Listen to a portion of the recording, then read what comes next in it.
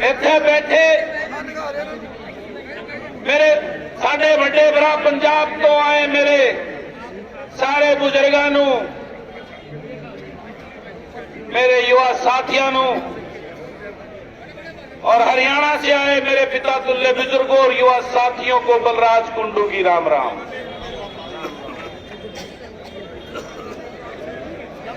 आज कितना बड़ा दुर्भाग्य है,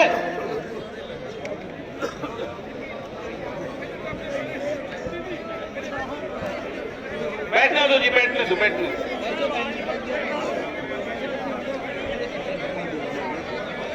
बैठने दो जी, बैठने दो। माता जी आगे की तरफ आ जाओ, बैठ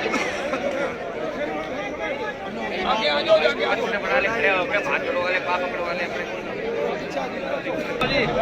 कि हिंदुस्तान को आजाद कराने वाले शेरे हिंदुस्तान भगत सिंह के इस किसान परिवार को अपने हकों के लिए सड़कों पे बैठना पड़ेगा। इन शेरों ने, किसानों के बेटों ने अपनी शहादत देकर इस देश को आजादी की सांस दिलाने का काम किया। आज उसी किसानों को अपने हक के लिए, अपने पेट के लिए, अपने बच्चों के भविष्य के लिए सड़क पर दर-दर की ठोकरें खानी पड़ रही है। मैं पूछना चाहता हूं इस केंद्र की और प्रदेश की भाजपा की सरकारों के सियासतदानों से, वो कभी हमें खालिस्तानी बता रहे हैं, कभी आतंकवादी बता रहे हैं, कभी को विदेशी देशों से फंडिड हमारे को एक मोहरा बताने का काम कर रहे हैं। मैं पूछना चाहता हूं, यह आंदोलन किसी सियासत के लिए है क्या? ये किसान के हक के लिए और उसके पेट की लड़ाई है। इन बातों से इस देश को बहकाने का काम ना करें ये सियासतदान।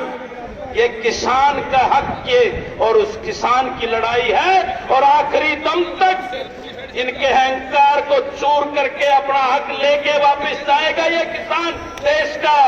कभी हमारे को पानी के नाम पर ये सियासतदान अपनी राजनीति करने के लिए हमारे को बांटने का काम करते हैं। हमें तो इन सियासतदानों की इन बातों में ना आकर 36 बिरादरी का किसान हरियाणा, पंजाब और पूरे देश का आज एकजुट हो चुका है और इनकी ईंट से ईंट बजा देंगे। इनको बताना चाहता हूं और मैं आप सबको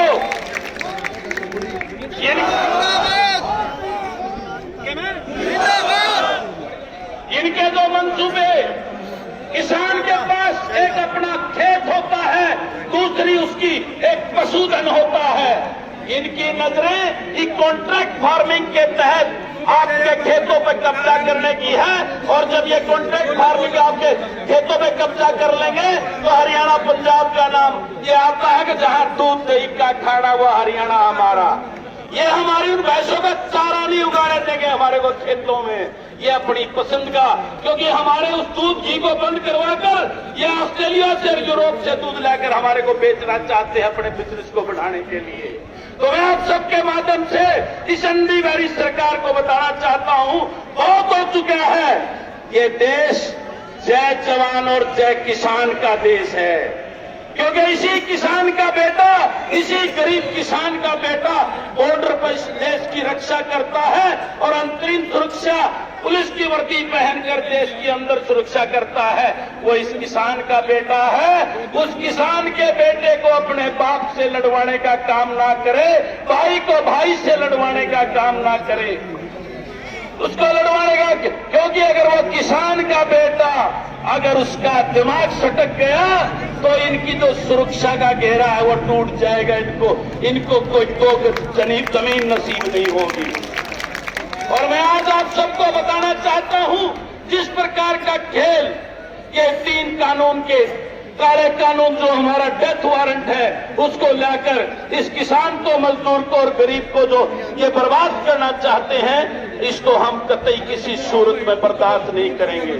और हमें किसी भी बातों में ना आकर हम सबको अपनी एकता के साथ इस आंदोलन को बड़ी शिद्दत के साथ में हम उसके साथ बैठे हैं। और इस अंधी भरी प्रदेश की और केंद्र सरकार को मैं बताना चाहता हूं, जल्द से जल्द इन तीनों काले कानूनों को वापस लेकर मेरा एक किसान जो अपने खेत को छोड़कर आज विदाई का टाइम था और यहाँ जो बैठा है वो हक इनको देने का काम करे और ये किसानों से माफी मांगकर जो शहादत हुई है मेरे किसानों की उनका सम्मान पूर्वक राजघाट पर सम्मान से उनका अंतिम संस्कार करवाकर उनको सम्मान देने का काम करे।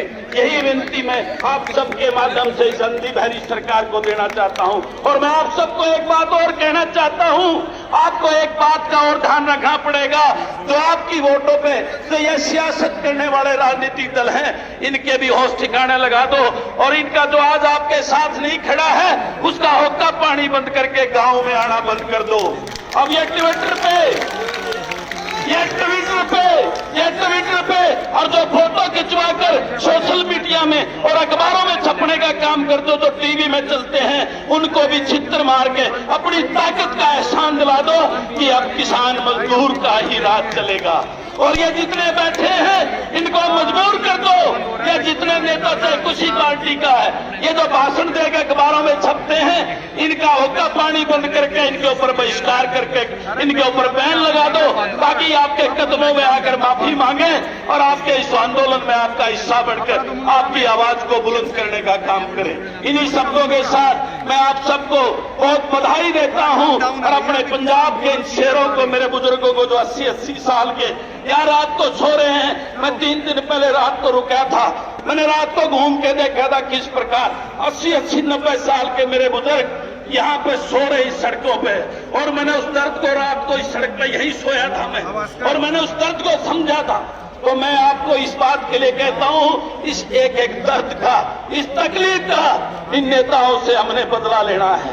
जिनको वोट देकर हमने घाटी गद्दियों भेजा था, आज वो विदेशों में अपनी पत्नियों को लेकर अपनी पिकनिक मना रहे हैं, उनको जवाब देने का काम करना है। इन्हीं शब्दों के साथ मेरी बात में कोई गलत बात निकली हो तो आपका बेटा भाई हूं, मुझे माफ कर देना, लेकिन मेरी अंतरात्मा की आवाज थी।